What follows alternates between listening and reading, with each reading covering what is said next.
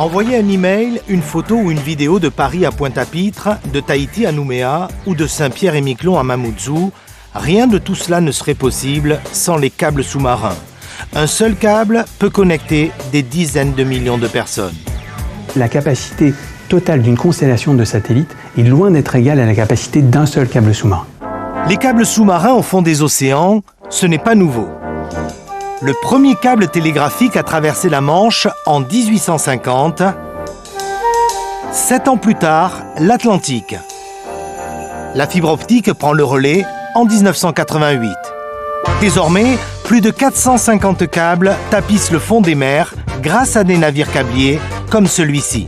Ce navire câblier a posé par exemple un câble qui s'appelle Kanawha qui relie la Guyane à la Martinique. Nous avons aussi posé un câble pour la région Guadeloupe et on a connecté toutes ces petites îles à l'île de la Guadeloupe principale qui elle-même est connectée par des câbles transatlantiques vers le reste du monde.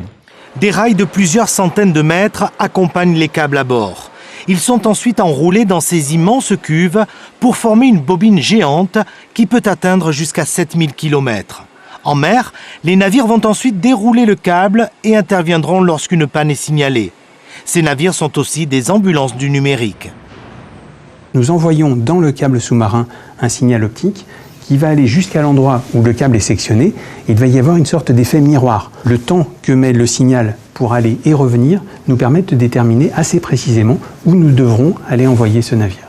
Les navires câbliers sont capables d'appareiller en 24 heures pour venir se placer juste au-dessus de la zone où le câble est endommagé.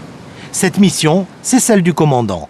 Nous, on va aller se positionner au plus proche du défaut, plonger éventuellement notre robot sous-marin pour aller vérifier la position du défaut et pour pouvoir commencer la réparation du câble.